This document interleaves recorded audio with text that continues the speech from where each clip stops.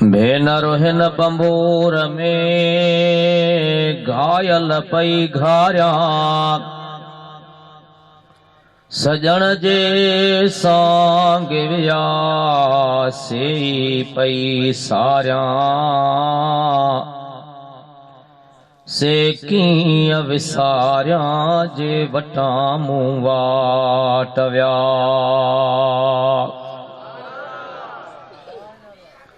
अल्लाह उहे आणे, अल्लाह उहे आणे यान जो असां खे ओ ॾहीं से सारींदे सिज न लहे तकींदे तनकाणे, जिन सां रूह रिहान से वाली करवे जिड़ा। अस्सलातु वस्सलामु अलैका या रसूल अल्लाह, अस्सलातु वस्सलामु अलैका या हबीब अल्लाह, अस्सलातु वस्सलामु अलैका या रहमतल लिल आलमीन।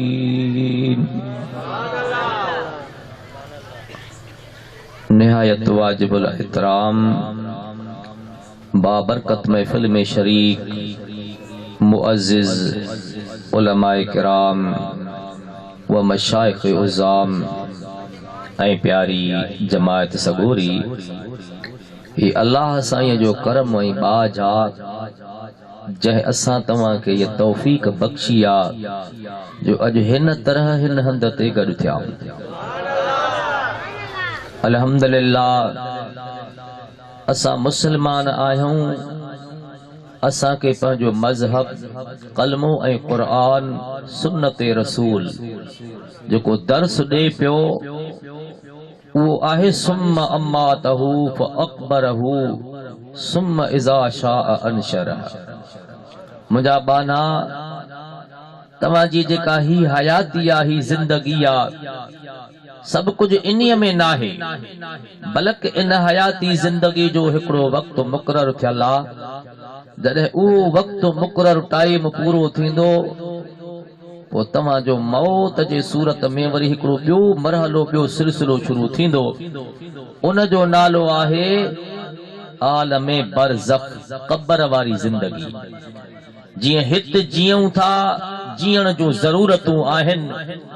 अहिड़ी तरह क़ब्र बि हिकिड़ो घर आ, उते बि तुंहिंजे मुंहिंजे हक़ में कुझु ज़रूरतूं आहिनि। पोइ असांखे हुकुम ॾिनो वियो आहे त बाना हिकिड़ो वक़्तु वरी ईंदो, क़ब्रुनि खे बि असां खोलींदासीं, तव्हां क़ब्रुनि मां बि उथारिया वेंदो। इन करे हिन हयातीअ में असां वरक कंदा हूं त जॾहिं असां क़ब्र जे अंदरि पहुचूं त असांखे मुरकण जो मौक़ो नसीब थी पए, कामयाब थी पऊं, उते असांखे छोटकारो नसीब थी पए। ऐं जॾहिं क़यामत जे ॾींहुं हिसाब जे लाइ हलूं त अल्लाह साईं पंहिंजे हबीब जे सदके फज़ल फरमाए ऐं उन ॾींहं ते बि असांखे कामयाबी नसीब थी पवे। इन हवाले सां ही ॿ ॻाल्हियूं प्यार जूं मुहब्बत जूं अवां जे नज़र करणियूं आहिनि। अवां खे मालूम आ त ही मीलादुन नबी सल्लल्लाहु अलैहि वसल्लम जे बाबरकत तक़रीब सां गॾु हिकु ऐसाले सूरत दुआ जे बरकतुनि सां मुश्तमिल आहे। हिकु अल्लाह साईं जी रहमत इनायत महबूब जे उम्मत सां, उहा आहे दुआ। ऐं दुआ छा हूंदी आहे? इमाम अहले सुन्नत मुजद्दिदो दीनो मिल्लत हज़रत शाह अहमद रज़ा खान फाज़िल बरेलवी रहमतुल्लाह अलैह जेकी नसीहतूं जारी फरमायूं आहिनि,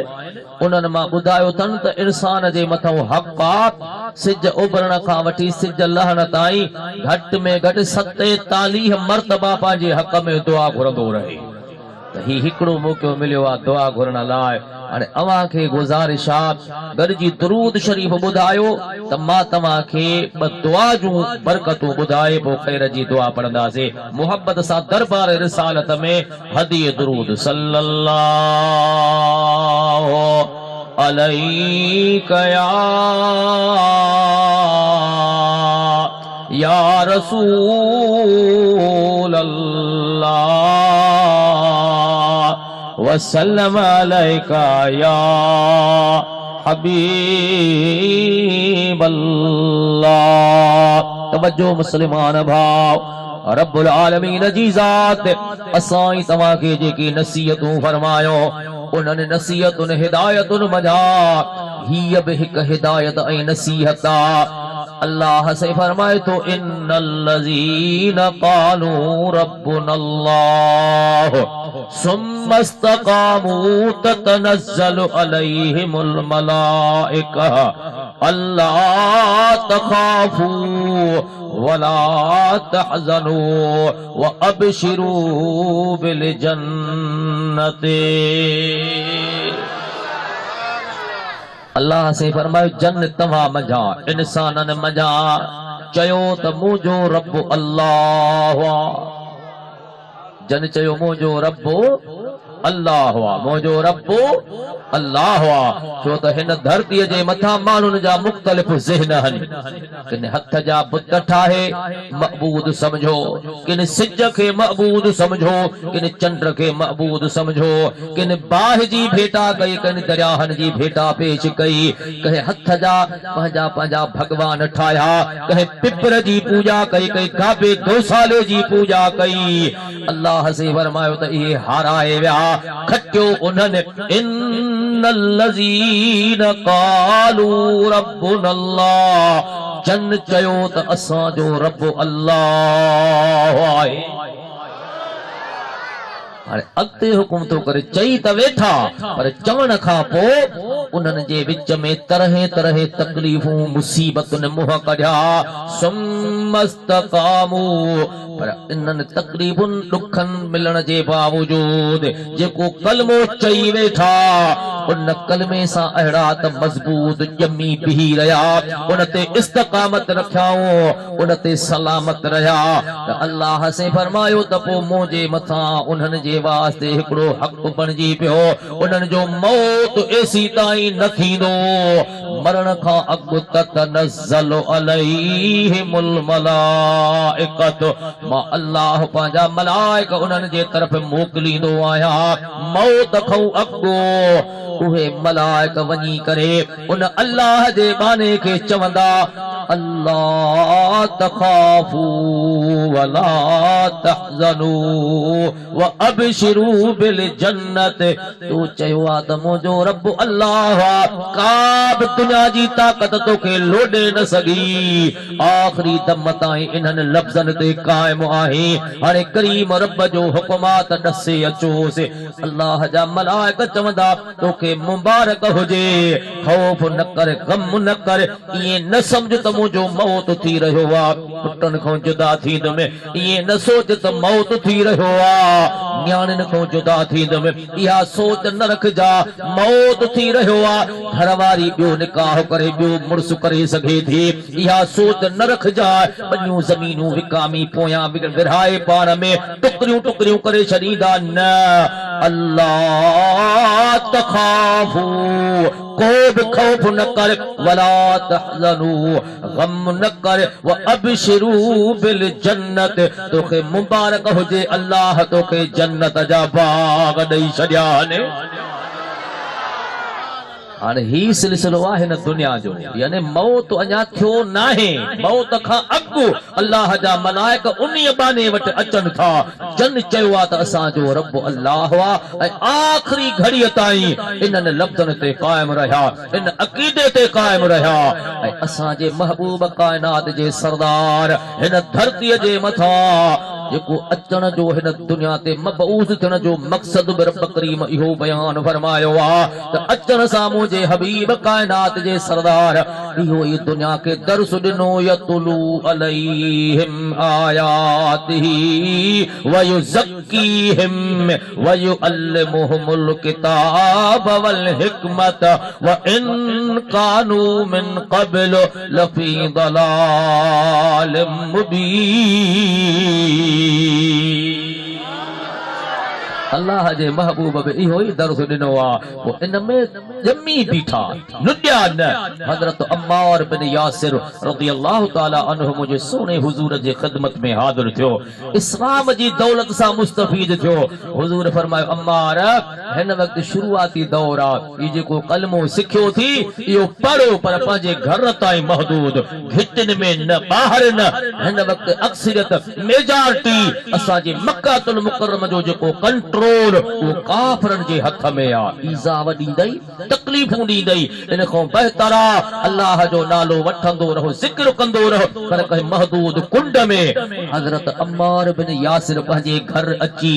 अल्लाह जो ज़िक्र थो करे रब करीम जो हम्द वॾाई किबरियाई बयान थो करे पियो वो औलाद अब्बे अम्मा खे ॾिसी उतो सिखंदी आहे वो खुशकिस्मत आहे जंहिंखे औलाद नेक नसीब थिए मदीने जे साईं फरमायो त औलाद के उस्ताद वटि वञण खां अॻु में टिनि ॻाल्हियुनि जो तालीम इल्मु घर में सेखारियो हिकु पंहिंजे नबी सरदार जी मोहब्बत अल्लाह जे किताब क़ुरान पाक जी मोहब्बत अहिड़ी तरह अहल बैत अतहार जी मोहब्बत नंढनि मासूमनि ॿारनि खे सॾे सेखारियो नंढड़ा हा मासूम ॿ पुट हा हज़रत अम्मार बिन यासिर सां गॾु वेठा हलनि अब्बो जेको ज़िक्र पियो करे हिननि ॾिठो त अब्बे वारो राग त सभिनी रागनि खां वधीक भलो आहे मासूम हा हीअ ख़बर कान ही त अबो चवे छा थो बस जीअं अब्बे पढ़ियो हिननि बि पढ़णु शुरू कयो पढ़ंदे पढ़ंदे ज़िक्र कंदे कंदे नंढड़ा हा मासूम हा अब्बे खे त हुकुम हो त चार दीवारीअ जे अंदरि महदूद कुंड में पढ़जा नंढड़नि इहा ॻाल्हि न समझी वो अब्बे वारो ज़िक्र अब्बे वारियूं ॻाल्हियूं घर में चार दीवारीअ में घिटीअ में चौक ते चौराहे ते नंढनि ॿारनि जे विच में जिते वञनि पिया ज़िक्र पढ़ंदा रहिया ख़बर त रहे पई त अबू जहल जो घिटीअ मां गुज़र थियो हज़रत अम्मार बिन यासिर जा ॿ पुट हा गॾु वेही ज़िक्र था पढ़नि ला इलाहा इल्लल्लाह ला इलाहा इल्लल्लाह ला इलाहा इल्लल्लाह ला इलाहा इल्लल्लाह मुहम्मदुर रसूलुल्लाह अबू जो बिन्ही के बां का वरतो कंहिंजा पुट रहो अम्मार बिन यासिर ये छा था चओ जीअं अबो चवंदो आहे उहो ई था चऊं अब्बे वारो राज बराज न रहियो यानी हुन खे बि लिकण खां लोक खां ॿाहिरि वठी आया अल्लाह अकबर अबू जहल हुकुम थो करे अम्मार खे वठी अचो ॻोठ मुंहिंजो राज मुंहिंजो सरदार असां शहर असांजो आहे नवाब असां हूं हिन जे मथां कहिड़ो हक़ आहे जो पंहिंजा रस्ता ठाहिया अथई बिरादरीअ जा उसूल हन ॻोठ में रहण जो हिकिड़ो हक़ आहे हिन बिरादरीअ जे विच में मेजाटीअ खां निकिरण न ॾींदासीं अम्मार बिन यासिर हाज़िर थियो ही केर हन मुंहिंजा पुट हन छा सेखारियो थी जे अबू जहल राज राज न रहियो आहे जेको अल्लाह जे महबूब पढ़ायो आहे उहो बच्चन खे सेखारियो कलमो सेखारियो थमे निहारे चवे थो त तोखे ख़बर हुजणु खपे त मुंहिंजे ताक़त पावर जो पतो थी या पुटन तूं हथ खणो या इन कलमे तूं हथ खणो हिकड़ी भर थी अल्लाह अकबर उन महबूब जे सज्जन गुलामन तो कुर्बान खुदा जी ज़ात फरमायो इन्नल लज़ीन क़ालू रब्बुनल्लाह सुम्मा इस्तक़ामू ततनज़्ज़लु अलैहिम तकलीफूं आयूं ईज़ाव आया कंहिंजा बच्चा शहीद थिया कंहिंजा भाउर शहीद थिया कंहिंजा अबो मां अखियुनि जी आॾो क़त्ल कया विया कंहिंजूं ॿनियूं ज़मीनूं ज़ब्त कयूं वयूं खुदा जे क़ुरान समझायो त हर दुख मिलण जे बावजूद हर अज़ियत ईज़ाव मिलण जे बावजूद सीहे जे दीवार बराबर ॼमी बीही रहिया हर दुनिया जे दुखनि मां तकलीफ़ुनि मुसीबतुनि मज़ा गुज़रंदा रहिया पर जेका ॻाल्हि करे वेठा उन ते साबित कदम रही ॾेखारियूं लुडिया ही न हजरत बिलाल जे मथा जेको गोठ जो शख्स बीठो बिलाल केतरो सड़ंदे केतरियूं तकलीफ़ूं ईंदई बहितरा त खणी हथ खण जिंद छॾाए मथे ॾिसी चइंदा भठीअ में जो आवीअ में ठिकर जा थाम पचंदा हन एसी ताईं बाहि ॿरंदी जेसी ताईं उहो कचो हूंदो जेकॾहिं पची रात थियो तयार थियो अल्हम्दुलिल्लाह जे शख्सियत जो इंतजार हो सदर महफिल पीर तरीक़त रहबर शरीयत क़िबला साईं सैयद मुहतरम नूर मोहम्मद शाह जीलानी कादरी दामत बरकातो मुलालिया तशरीफ फरमा थी रहा दुरूद पढ़ो तो कुछ सिखंदासीं पढ़ सल्लल्लाहु अलैका या रसूल अल्लाह वसल्लम अलैका या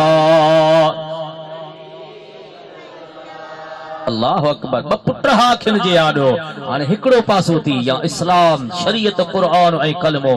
या पुट हाय हाय औलाद ॾाढी मिठी आ औलाद जी मोहब्बत अॼु त अध कोप चाह ते असां पंहिंजा ईमान दाव ते लॻाए छॾिया हथ जे पाटोड़े जे पुठियां हलिया था वञूं पिया ख़ुदा रा मुस्लमान मर्द थियो मुंहिंजे महबूब जे ग़ुलामनि जे दरबार मां सबक पिराए हज़रत अम्मार बिन यासिर बीठो आहे चवे थो औलाद जी मोहब्बत औलाद ॾाढी मिठी आ पर जेकॾहिं तूं इहो सौदो मुंहिंजी अखियुनि जे अॻियां रखी थो पियो हे त ॿ बच्चा आहिनि हे बच्चनि जे मथां आहे पर जेकॾहिं मुंहिंजे मथे ते अची वञे त हिकिड़ो सिर हबीब खे ऐं ॾींदे लॼ मरा हुजनि सिर घणा त वारे वारे वढिया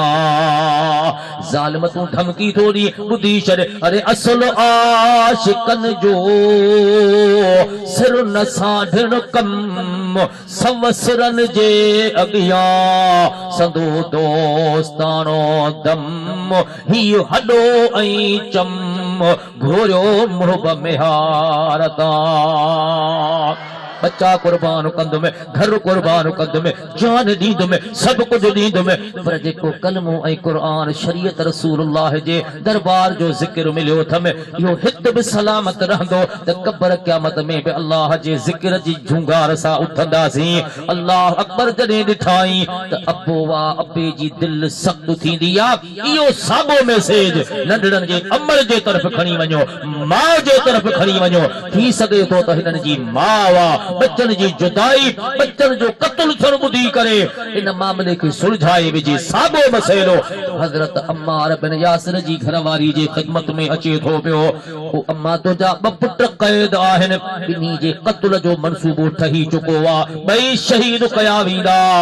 अल्लाह अकबर हिक शर्त ते आज़ादी मिलंदी त जेको तव्हां शरीयत इस्लाम कलमे ऐं क़ुरान जो सिलसिलो जोड़ियो आहे इन तां तव्हांखे हथ खणणो पवंदो उन अमर तो कुर्बान वञा निहारे चवे थी ही त ॿ बचड़ा आहिनि अॼु जेकॾहिं इन दर खे छॾे ॿिनि बचड़नि जी आज़ादी हासिल कयूं पर जॾहिं बच्चनि जी हयाती पूरी थींदी मौत जो टाइम थींदो त पोइ इन्हनि खे केरु बचाईंदो 100 साल हयाती मिले पोइ बि माण्हू मरी थो वञे अदा 100 साल हयाती मिले पोइ बि माण्हू मरी थो वञे हीअ दुनिया ई फानी आ हिते कंहिं घर न अॾायो अमर त अमर आहे न साईं हुज़ूर जी ज़ात फरमा जेकॾहिं चाहियो था त कर्ज़ मुंहिंजे पुठियां थिए ई न जेकॾहिं चाहियो था त रोज़ीअ में तंगी थिए ई न जेकॾहिं चाहियो था त वक़्तु मुंहिंजो सुखियो सताबो गुज़रे त पोइ जॾहिं बि दुआ घुरो त हर दुआ में पंहिंजे अबे अमर जे हक़ में दुआऊं घुरंदा कयो अबो अम्मा जे दुनिया में सलामत आहे त तूं ख़ुशकिस्मत आहीं जो पीउ माउ जे चेहरे खे ॾिसंदे त हज थी पर जे दुनिया खे छॾे विया त हुज़ूर जी ज़ात फरमायो त 8 ॾींहं जुमे जी निमाज़ खां अॻु अबे अमर जे क़ब्र ते पहुच उन्हनि जी ज़ियारत कर उन्हनि खे दुआउनि सां यादि कर कुल ख़त्मा दरूद पढ़ी उन्हनि जे रूह खे बख़्श मोटी घर न पहुचंदे अल्लाह तुंहिंजो नालो नेक बाननि में लिखराए छॾींदो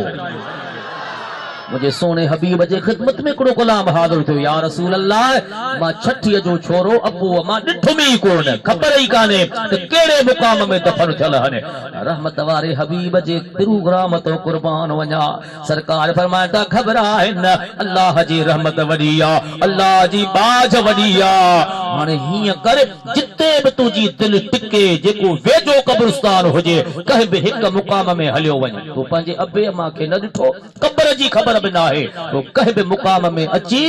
ॿ लीका कढ, ॿ किरास ठाहे ऐं उन लीकनि जे मथां बीही तसव्वुर करे चओ, मुंहिंजा अल्लाह ही जेको लीको आहे इहो मुंहिंजे अबे जी क़बर आहे, ही जेको लीको आहे इहा मुंहिंजे जीजल अमर जी क़बर आहे। उन लीकनि किरास ठाहे मथां बीही करे तूं हथ खणी दुआ घुरंदो कर, उन लीकनि जे मथां बीहण तुंहिंजो कमु आहे। तुंहिंजे अबे अम्मा जे रूहनि खे सवाब पहुचाइण मुंहिंजे रब करीम जो कमु आहे। तुंहिंजो नालो नेकनि जे लिस्ट में लिखजी वेंदो। त इन जे करे असां ते हक़ आहे, जेकॾहिं अबो अम्मा सलामत आहिनि त नौजवानो ख़ुदा वास्ते इहो दुआ जो दर थी दुनिया लपजी आहे। जेकॾहिं बे लप रिश्तो आहे त अबे ऐं अम्मा जो रिश्तो बेमिसाली रिश्तो। हजरत ख्वाजा निजामुद्दीन औलिया शहनशाह आलिम रब्बानी आरिफ बिल्लाह, वॾा वॾा शहनशाह आरिफ उन जा मुरीद हा। अमड़ सॾु कयो, निज़ाम पुट जी मुंहिंजी अम्मा पुट पाणी द प्यार पिजो, पाणी भरे खणी आयो। पर अमड़ी ही वॾी उमिरि दराद पोड़ी ज़ईब निंड वठी वई, पाणी पी अमड़ के निंड बीठो आ। त बीठे बीठे रात जो वक्त गुजरंदो रहो, रात ढिली थींदी वई, गुजरंदे गुजरंदे असुर जो वक्त थियो, फजर जी पाक फुटण जे करीब आ। उन वक्त अमड़ अखियूं पटे अखियूं खोले जो ॾिसे त निजामुद्दीन पानी झलियूं बीठो आ। पुछे थी पुट ते छो बीठो आ? अम्मा तो पानी घुरियो। पुट मूं त तोखां पानी घुरियो हो संझे, सुबुह थो थे। अम्मा जे तो संझे घुरियो त मां बि संझे खां वठी पानी झलियूं बीठो आहियां, लुटियो बि न आहियां। अमड़ जे अखियुनि में लुढ़क अची या रोई वेठी, निहारे दुआ थी घुरे, मुंहिंजा अल्लाह ऐ जहान जा पालनहार, तो जो हुकुमात औबे अम्मा जी दुआ, जीजल माउ जी दुआ औलाद जे हक़ में रद्द न थींदी आ। मां दुआ थी घुरा, मां पंहिंजे निज़ामुद्दीन पुट खां ख़ुशि आहियां, अॼु राज़ी आहियां। अल्लाह तूं बि मुंहिंजे बच्चे खां राज़ी ऐं ख़ुशि थी वञ। हिक ॻाल्हि आहे। ऐं ॿी दुआ घुरिए त मुंहिंजा अल्लाह अॼु खां पोइ जेको ही मुंहिंजो बचड़ो हज़रत निज़ामुद्दीन औलिया महबूब इलाही, इन जो नालो पंहिंजे महबूब बाननि में लिखराए छॾी। अॼु बि उन जो लक़ब महबूब इलाही हज़रत ख्वाजा निज़ामुद्दीन औलिया। वो जंहिं वक्त उन बुज़ुर्ग जो विसाल पियो थिए, वफ़ात पई थिए, उन वक्त उन दौर जा जेके वॾा वॾा अमीर नवाब जमायतूं गॾु करे ख़ुदा जे बाने वसियत कई ही त मुंहिंजी जनाज़े जी निमाज़ उहो पढ़ाईंदो जंहिं पूरी ज़िंदगीअ में निमाज़ जी तकबीर ऊला क़ज़ा न कई हुजे। तकबीर ऊला समझो था, तकबीर ऊला उनखे चइबो आहे जॾहिं तकबीर लॻंदी आहे क़द क़ामत सलात, क़द क़ामत सलाह, नमाज़ क़ाइम थी वई, त उन वक्त में पेश इमाम तकबीर ख़त्म थियण शर्त वो पढ़ंदो आहे अल्लाहु अकबर। जीअं पेश इमाम तकबीर हई, इन तकबीर जे पुठियां गॾु पोयों बीहण वारो चवे अल्लाहु अकबर, इन जो नालो आहे तकबीर ऊला। हाणे सॼी हयातीअ में जंहिं इहा क़ज़ा न कई हुजे, अल्लामा ख्वाजा निज़ामुद्दीन औलिया रहमतुल्लाह अलैह महबूब इलाही जो जंहिं वक्त में जिस्म पाक जनाज़े मुबारक जे सूरत में तशरीफ़ फरमा हो, ऐलान कयो त केरा जेको हिन वक्त जनाज़ो पढ़ाए पर पूरी ज़िंदगी में तकबीर ऊला क़ज़ा न कई हुजे त कंहिं में उहा जुर्रत नहीं जो कंध मथे खणे जरा, कॾहिं पढ़ियमि कॾहिं न पढ़ियमि, कॾहिं घर पढ़ी कॾहिं ज़मीन कॾहिं आफीस कॾहिं हट कॾहिं दुकान, कॾहिं निंड बि वठी वई क़ज़ा थी कान पढ़ियमि। अहिड़ो को न पियो मिले जेको अॻिते अचे। पर उन वक्त जो दिल्लीअ जो हाकिम हो, सबक़त गीन बादशाह हो, उनजी अखियुनि में लुढ़क अची आ और रोईंदो रोईंदो अॻिते वधियो। खुदा जी खल्क पुछे थी बादशाह सलामत रोई छो तो जे तो हिन वक्त ताईं ढक ढकियल हो, हिन वक्त ताईं राज राज में रहल हो, हिन वक्त ताईं के खबर ही कान हुई, पर अज ऐलान थी चुको वा त अल्लाह जे कामिल पाने जो जनाज़ो मुबारक उनखे पढ़ाइणो आ जे पूरी जिंदगी तकबीर उला कज़ा न कई हुजे। मां तव्हां खे ॿुधाइण चाहियां थो मां तख्त जो वेहण वारो भी जरूर आहियां, मां पंहिंजे मुल्क जो वाली भी जरूर आहियां, वक्त जो हाकिम भी जरूर आहियां, पर उन सां गॾो गॾु पंहिंजे करीम रब जो फर्मा बरदार बंदो भी आहियां। क़ुरान जो हुक्म मूंखे करीम रब जे तरीक़े सां नवाज़ो। इन्नल्लज़ीन क़ालू रब्बुनल्लाह सुम्मा इस्तक़ामू ततनज़्ज़लु अलैहिमुल मलाइका। रब करीम जन बानन के इन ज़ेवर सां नवाज़ो। उन्हनि मंझूं हज़रत सबक़तगीन दिल्ली जो हाकिम अॻिते अची चवे थो त मूं पंहिंजे पूरी ज़िंदगीअ में तकबीर ऊला कज़ा न कई आहे, 5 वक्त नमाज़ जमात सां पाबंदी सां पढ़ंदो रहियो आहियां। उन्हीं बादशाह हजरत ख्वाजा निजामुद्दीन औलिया रहमतुल्लाह अलैह जो जनाज़ो पढ़ायो आ त मुंहिंजा भाउ ही अमर जी दुआ हुई, ये माउ जी दुआ ही जंहिं इन मंज़िल ते पहुचाए छॾियो त असां जे मथां बि हक़ आ हिन हयातीअ में हिन ज़िंदगीअ में अबे अमर जी ख़िदमत कयो। पर जेकॾहिं जहान छॾे विया त हे त अदा दोस्त अली साईं हिकिड़ो सिलसिलो ठाहियो पंहिंजी वालिदैन जे लाइ, अमर जे हक़ में, पंहिंजे न्याणीअ जे हक़ में हिकु गुल गॾु थियनि, जमात अचे सब गॾिजी हथ खणंदासीं। मरहूमैन जे हक़ में असांखे कवी उमेद आहे, यकीनन यकीनन हिन बाबरकत कचहरीअ जे दुआउनि जे सदके संदन जे कबरुनि जे मथां किरोड़ हा रहमतूं नाज़िल थी पवनि। पर ही सिलसिलो 12 महीननि ते महदूद न हुजे। हुजूर फरमायो त 8 ॾींहं हीअं गॾु थियो, 8 ॾींहनि में जमायतूं त न ईंदियूं, हे कपड़नि जा घर त न ठहंदा, हे चरागान त न थींदा, देगियूं न पचंदियूं। अल्लाह जे फरमायो तूं अकेलो ई हलियो आहे, अमर जे कबर ते वञी बीहो, कुल पढ़ रब मिठा मुंहिंजी ताक़त इहा थी। खुदा जी ज़ात फरमाए फमन यअमल मिस्क़ाल ज़र्रतिन खैरन यरह व मन यअमल मिस्क़ाल ज़र्रतिन शर्रन यरह। माना थोरड़े घणे खे न ॾिसंदासीं, लन यनाल अल्लाह लुहूमुहा वला दिमाउहा वलाकिन यनालुहु तक़वा। ज़ाहिर खे छॾ, सिर्फ़ दिल वारो इख़लास तक़वा सां पेश थी, तो जे अचण में देर आहे उन जे परचण में देर आहे ई कान। अलाह जो बानो वेठो हट ते, दुकान ते, पंहिंजे दुकान जो सामान पियो वेठो विकिणे ते हिकिड़ो फ़कीर जे हेठो बीठो, अलाह जे नाले जी ख़ैरात वठण वारो, ख़ैर वठण वारो, सदा जे हये अल्लाह अल्लाह अल्लाह। वो हट वारो शाम जो टेम हो, सॼे ॾींहं जी विक्री हो, ओधर हिसाब छा खपी हो छा वठा, वेठो पियो हिसाब ठाहे पंहिंजे बुक खंदे में। फ़कीर ॾिठो त हे 10 रुपया न ॾींदो, सोचे उन हट दुकान वारे खे ॾिसी के तूं वञ, हे दुनिया वारा पैसे वारा मरंदा अलाए कीअं। ये लफ्ज़ फ़कीर घिटीअ में चया, पर हट दुकान ते वेहण वारे इहे लफ्ज़ ॿुधी वता। फ़कीर जी छा चई, जे जेको ॿुधी उहो चयो में, वरी चओ जे 10 दफ़ा चवंदुमि कीअं तव्हां दुनिया वारनि जो मौत थींदो। सॾ थो कयां पियो, 10 रुपया त न ॾिनई, सदको ख़ैरात त न ॾिनई, पर एतिरो चवियां फ़कीर माफ़ कर, हलियो त वञा, हा का वरंदी बि नथो ॾी। निहारे चवे थो फ़कीर तूं बेवकूफ़ आ, अल्लाह जी कुदरत जो निज़ाम बराबर जो ठहियल आहे, जीअं तुंहिंजो मौत थींदो ईअं मुंहिंजो मौत थींदो, जीअं तूं मरी वेंदे ईअं मां मरी वेंदुसि। फ़कीर वापसि मोटी वजद में अची वियो, चए थो दुकान वारा सदको ख़ैरात ॾियणो न ॾियणो या तुंहिंजी मर्ज़ी आहे, बाक़ी इहे लफ़्ज़ पंहिंजा वापसि वठ, तोखे ताक़त ई नाहे असां वांगुरु मरण जी। फ़कीरनि जो दग अलॻि थी, आरिफन जा दग अलग हन, तू न समझी सकदे ने रमजुन के ने राज के। कुरान समझाए तो फरमाए तो या अय्यतुहन नफ्सुल मुतमइन्ना इरजिई इला रब्बिक रादियतम मर्दियह फदखुली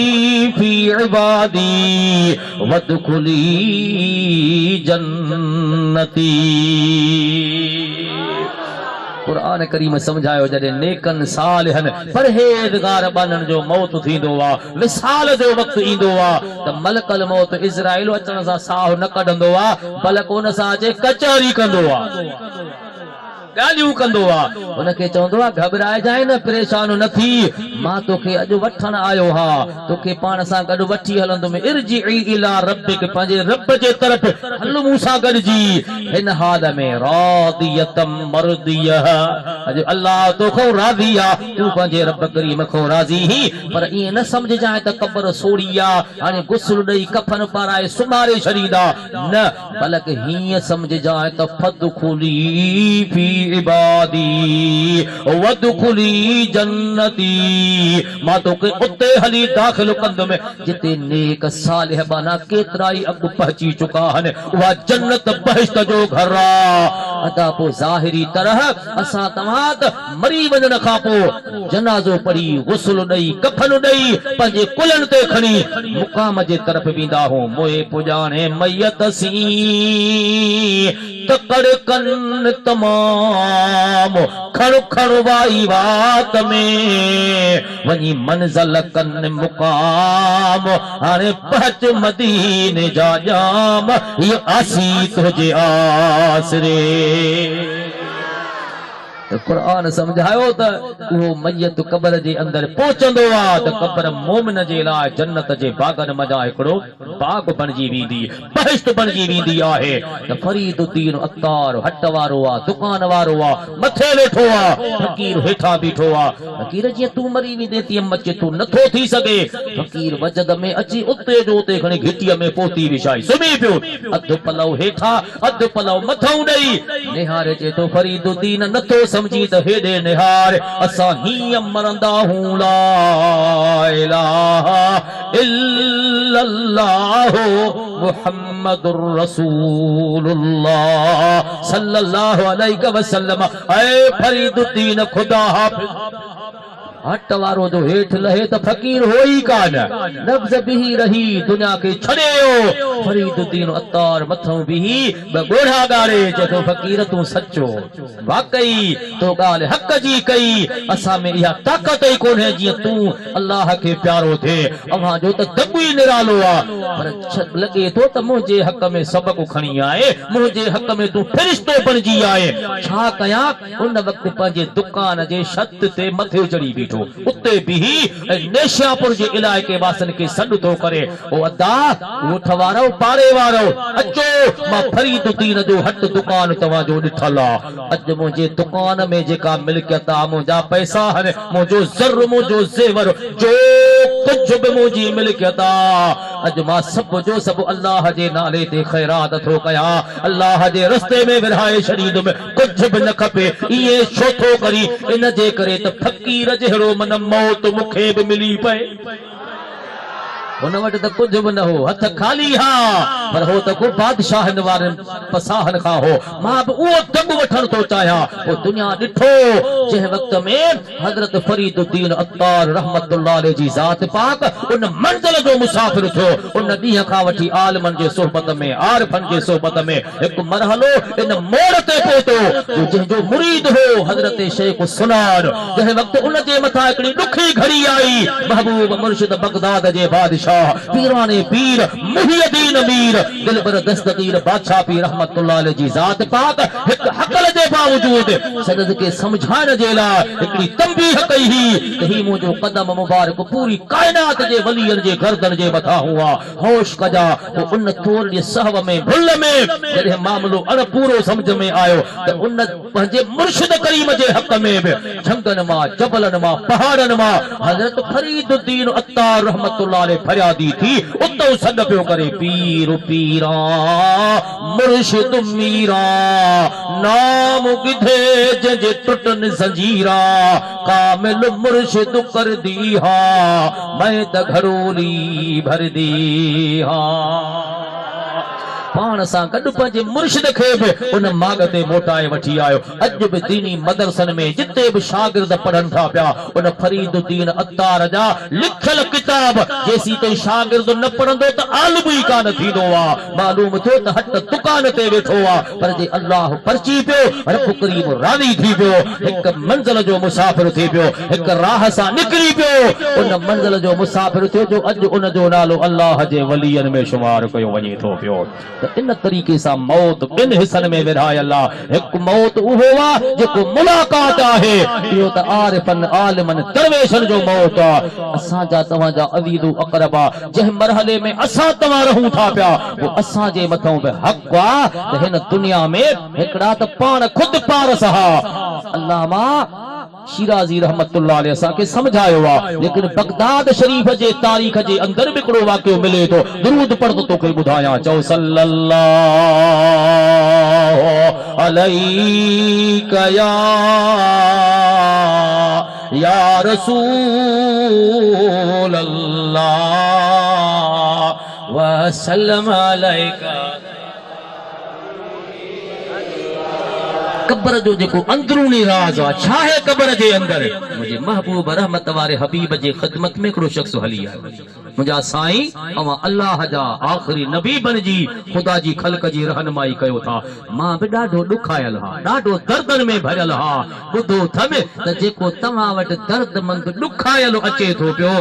ऐं अवां जे हिकु नज़र सां रोअंदो उहो खिलंदो थो वञे पियो। पाण फरमाए छा थो चवणु चाही? से मुंहिंजा ॾाढा दर्द ॾुख सूर आहिनि, मुंहिंजे मथां में महिरबानी फरमायो। पाण फरमाए कहिड़ा ॾुख थी, कहिड़ा दर्द थी? चईसीं अवां जे अचण खां अॻु असां अरब बिरादरीअ जूं रस्मूं रीतूं हिकु तबाही कारे कानून ते मुश्तमिल हुयूं। पुट ॼमंदो हो त ख़ुशि थियो, पर न्याणी ॼमे त जेरी पूरे छॾियो। इत्तफ़ाक़ सां मुंहिंजे घर जे अंदर हिकु न्याणी ॼमी पई, कुझु वॾड़ी थी, उठ ते चाढ़े झंग में छॾे आयो। ख़बर नाहे त मरी वई अलाए ज़िंदा। साल गुज़री विया आहिनि, उनजी अमड़ खे कॾहिं होश कॾहिं बेहोशी, से पतो कोन्हे को त किथे रहिजी वई। जे अल्लाह जो सचो नबी आहीं, अल्लाह जो सचो रसूल आहीं, त मुंहिंजी उमेद आहे उहा मुंहिंजी वयल झंग में गुम थियल न्याणी मूंसां जेरी मिलाए त पोइ कलमो पढ़ी मुस्लमान थींदुसि। इन्ही उम्मीद ते आयो त हुजूर जी ज़ात पाक उन शख्स के पाण फरमान था पिया, हाणे तू मूंसां गॾिजी हल, उते बीह जिते पंहिंजे न्याणीअ खे जबलनि में अकेलो छॾे आए, उते बीहणो तुंहिंजो कमु आहे। तोसां तुंहिंजे न्याणीअ जी मुलाक़ात इहो मुंहिंजे रब्बुल आलमीन जे महिरबानियुनि जो कमु आहे। वठी आया सरकार उनखे गॾु। जॾहिं उते पहुता जंहिं हंध ते